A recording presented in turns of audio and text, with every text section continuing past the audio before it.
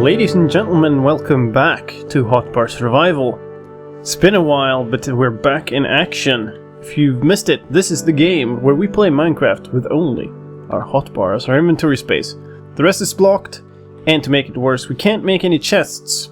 Trap chests, hoppers, droppers, dispensers, anything else that has an inventory to help us out. We've gotten pretty far. We've built this tower that serves both as our home, as our storage, and as a beacon to guide us home. The storage is sadly this furnace floor, because that's the only way, except item frames, that we have to store objects. The problem we are up against now is to make some form of farm for ender pearls. Our goal is to beat the dragon with this hotbar restriction, but that means we need ender pearls to make Eyes of Enders. Now, we do have this little mob farm here. Whoops. You see, it does capture a bit of mobs, but it doesn't work for Enderman because it's based on this water elevator. Now, last time we were talking about making a mob system for Enderman, and what I also don't have is a slime farm or any reliable way of getting slime, so yeah, that's the problem. I also have this tower. I kind of like how it looks. I don't want to build a big tower next to it.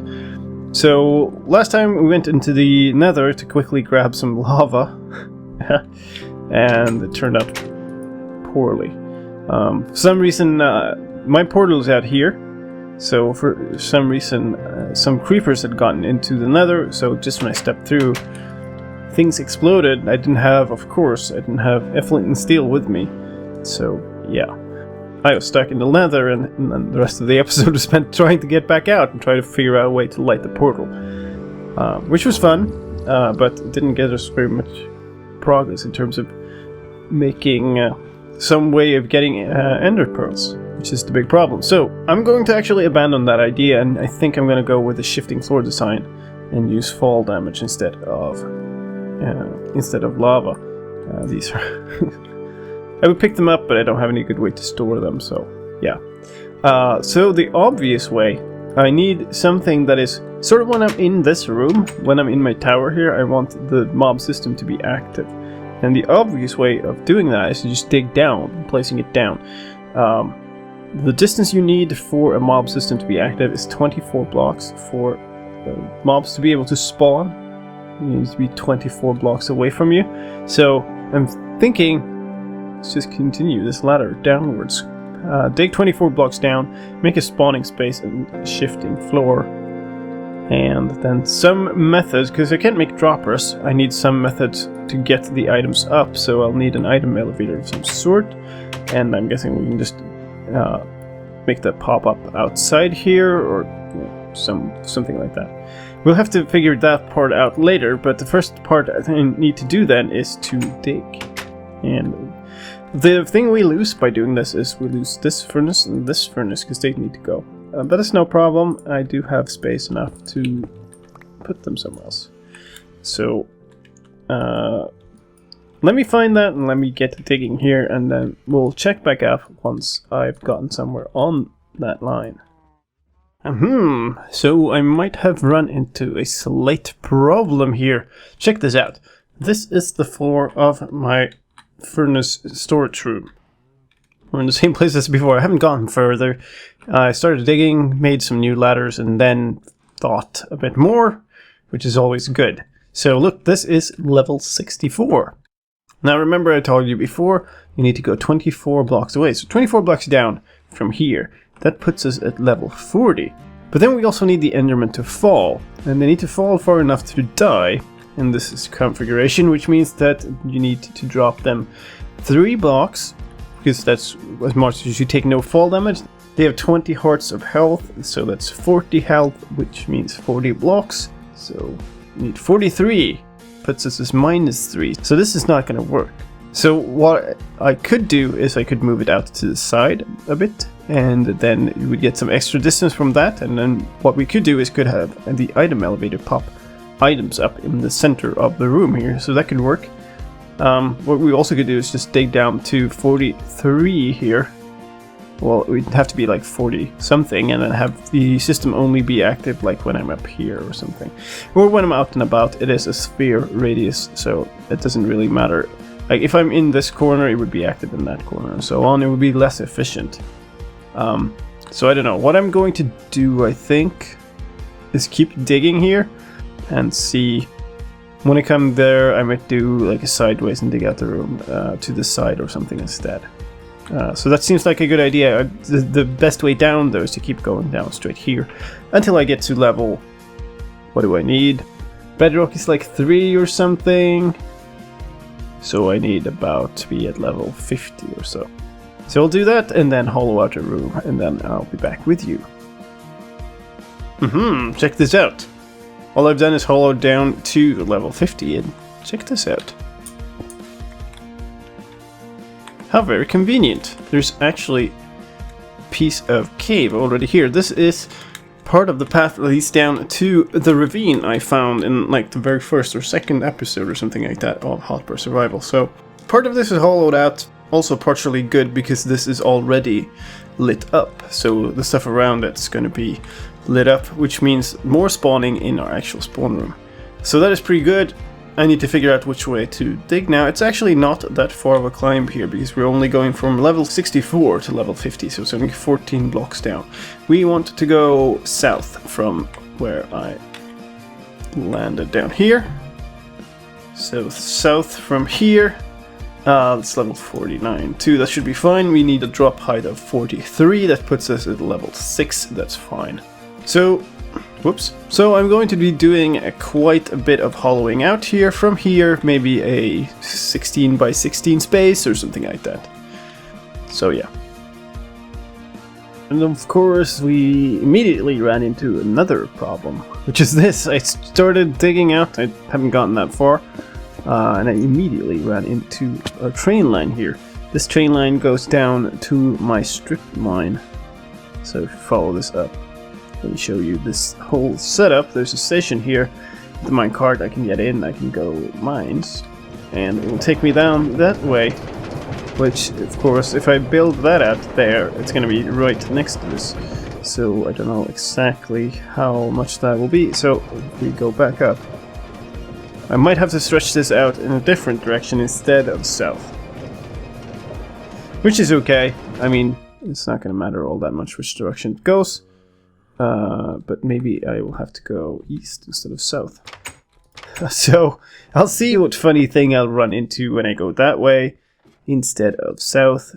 We could also make it like a longer thing. It can't be longer than 16 or 15 actually, because we need to be able to push a whole bunch of blocks with one single piston. So that's sort of produces a maximum limit for how far we can go. So we're going to try to go this way and we'll see what secrets we dig up.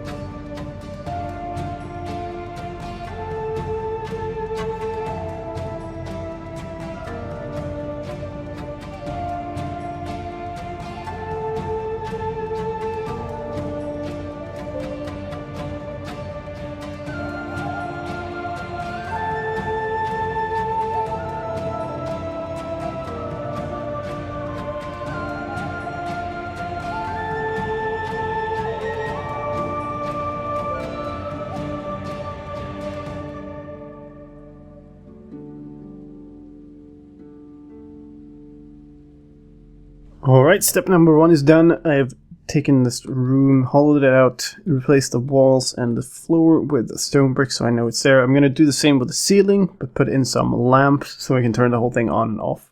That's the plan.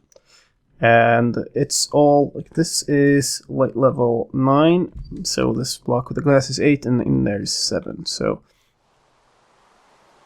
nice. In there should be dark enough for mobs to spawn, so the first test I'm going to be ferrying all the stuff up, and while we're doing so we're going to see if there's stuff spawning in there, and I have to find some space in my terrific little storage here to store all this thing. It is very difficult to find things in the storage, I'll tell you that. Let me address one thing while we're here. I've gotten some suggestions that I should put up signs to what is stored where in this. The problem is I would live in a forest of signs. I don't think it would be much clearer. It is very hard. A better way would actually be to make a big hollow room and have a wall with these so you could have the signs on top of them. That might be easier. Yeah, it is what it is. It works even if it's a bit annoying. Do we get any spawns? We did get a bunch of spawns in here, so that is a good first step. Now what's going to happen though is going to be more annoying, because it is. I need to create a shifting floor design, and that's part of... That's not so much a problem. What I also need to do is I need to hollow out many blocks. Give me that. Oh, it's almost broken. However useful. This is like a backup pick. Let's switch. Come back here. I do have some... Here, I have one. This is fortune, though.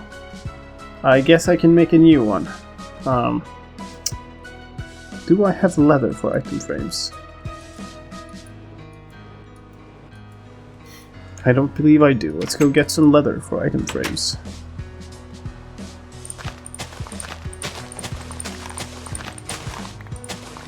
Most of the stuff I made so I could make a fully decked out enchanting setup up there. Need a lot of leather stuff, so don't really need to keep all of this stocked so much. It's nice to keep them going, of course, but I don't have to pay as much attention to it anymore. Let's go and breed some of you, and then get rid of some of you. There's quite a lot of cows on this farm.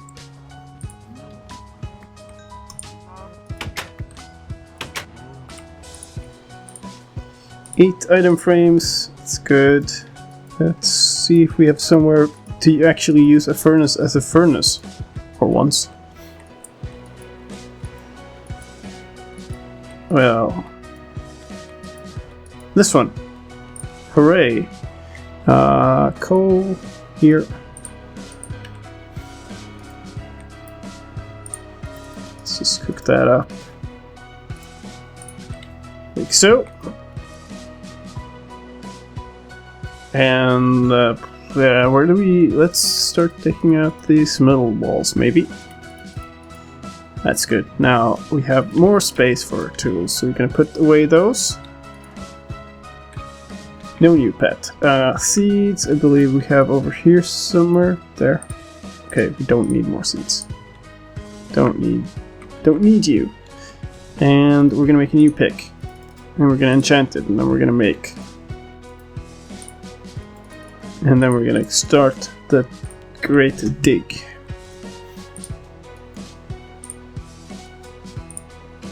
So I have 27 levels. It would be kind of nice to put 30 levels into this, I guess. But 3 levels at this level is quite a lot of XP, and I don't have a good XP farm. Like, I do have that thing, but it'll only contain like 4 or 5 mobs. And I do have the room downstairs, and it'll contain maybe 8 or so. So it's probably not worth it. Let's see. I need lapis. Oh wait, maybe I was smart, wasn't I? I was smart, and I put it up here. Aha! I'm running out of lapis. Huh. Oh well. Efficiency 2, that'll do. That's really good, actually. Very happy with that. The lapis back here. I can store this leather somewhere, and then let's go begin the great dig. So the actual first thing I'm going to do is to grab some more stone brick and grab a few lamps so I can replace the ceiling in there and get the on-off switch working. Okay, that's our on-off switch, and we're probably going to need more stuff. I guess we're going to need at least a repeater, but we... Come on. We might as well use... I saw some torches here. Let's get out these. Didn't I have some repeaters too? Let's grab them. Okay, we're gonna dig into the side of this, clear it out.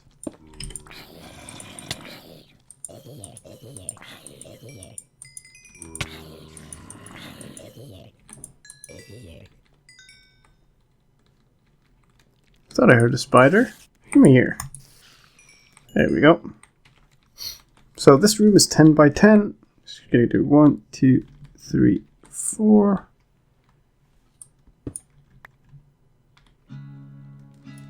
Is that a bad idea?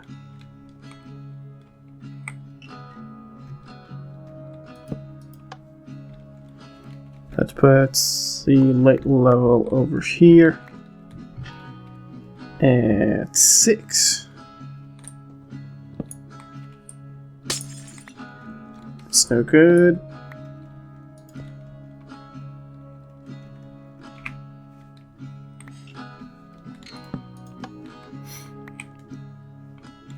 Now we're at 8 over here. And the distance, yeah, that should be much better. And there we go, and the reason I did that is pretty simple. It's because whenever I'm digging around like this, I want to pretty much be certain that if I hit something that isn't stone, then I know, hey, this is something I need to not brick. Let's just put it that way. This needs to be closed up then. So I'm gonna do that. Here we go. So,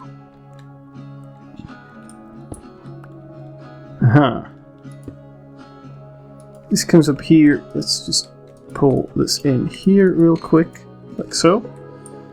And then what we can do is we can use torches instead of repeaters to save a bit of material. So we'll do that. And we just need to go straight this way. So, a bit more space though. That and that. And of course we need to go straight this way too.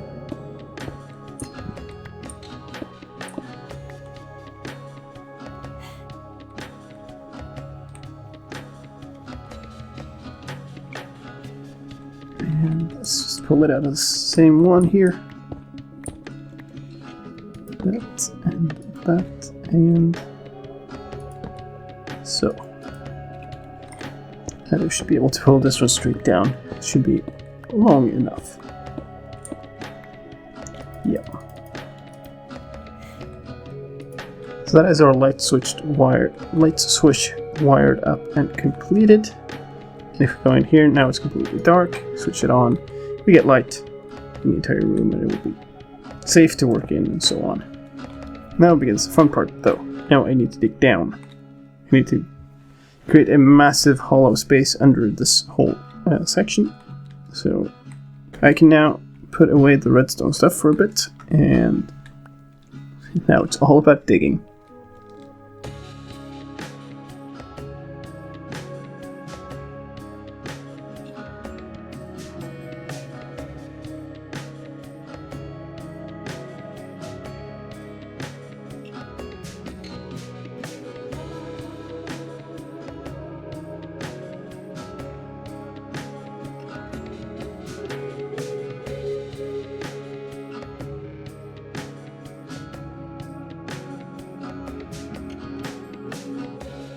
So, this room still looks the same. I've put up some furnaces here, so I can have like bulk storage of the stuff I'm digging out.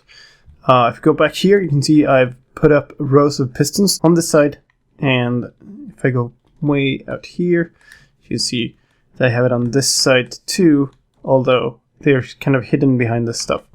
Now this thing is a pulse limiter, so if I place down a torch here, and then I remove it again, you'll see that this flashes, and there's a couple of repeaters stuck in here so that timing is on, which means that whenever I do that, the whole floor shifts one at a time. Now, this room is still only dug out to a depth of 4, but I want to test it out before I dig all the way down. So let's go up here. Let's hope we can spawn some mobs. It's daytime, so it should be reasonably quick. If I go over to this part of the building, another point is we let some of them spawn in, and we go and shift the floor and see if they fell through. So that would prove that I have my timings correct. And then what I want to do is, because this is a shifting floor, it lags a whole bunch. So what I want to do is set up some form of longer period clock to drive this whole thing. Now, I don't have droppers, so I can't use a dropper clock. No hoppers, can't use a hopper clock. All of those things that you normally do for a longer period clock are kind of unavailable to me. Did I get any mobs? Can't see any mobs in there. Well, you know what? We're running out of time for today's episode, so we're gonna end it off there. We've built a mob spawning room, and we'll figure out why it's not working next time and continue our big tunnel project to get all the way down to bedrock and then build an item elevator back up. So that'll hopefully get us a steady supply of ender pearls. Once we're done with that, it'll have a few interesting mechanics that we need to work on, especially how we get the items up without having mobs falling directly into a water stream, because obviously that will negate the fall damage and make endermen teleport away. So yeah, that'll be next time on Hotbar Survival. My name is slicedlime. Thank you for joining me, and it's good to be back in this Hotbar Survival world. So thank you for watching, and I'll see you next time. Bye-bye.